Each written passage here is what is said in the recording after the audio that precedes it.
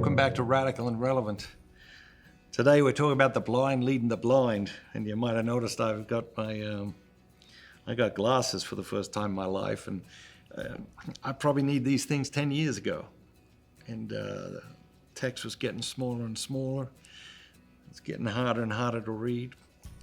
And then I noticed that I wasn't reading as much as I used to, and I noticed that I'd get tired when I started reading for too long.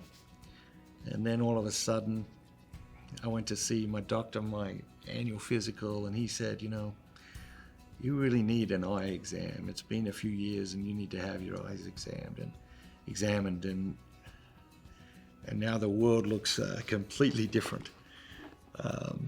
Today's reading is from the Gospel of Luke, chapter 9, verses 39 through 42. Jesus told them a parable. Can a blind man lead a blind man? Will they not both fall into a pit? A disciple is not above his teacher, but everyone, when he is fully taught, will be like his teacher. Why do you see the speck that is in your brother's eye, but do not notice the log that is in your own eye?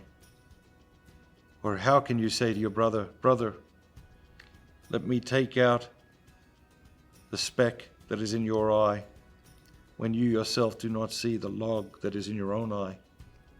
You hypocrite! First, take the log out of your own eye, and then you will see clearly to take out the speck that is in your brother's eye. Is there a word or phrase or an idea that jumps out at you today? There are two for me. The first phrase is fully taught. Jesus says, no disciple is above his teacher, but every one, when he is fully taught, will be like his teacher. Are you fully taught? Are we fully taught? I think not, right? But that's a beautiful thing. Are we even striving to be more fully taught? And how fully taught are we open to being when it comes to our spiritual life?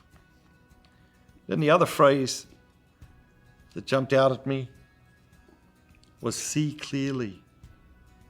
And then you will see clearly. How clearly are we seeing? And what is it that stops us from seeing clearly, especially in a spiritual sense? What is it that stops us from seeing situations in our lives and in our world clearly?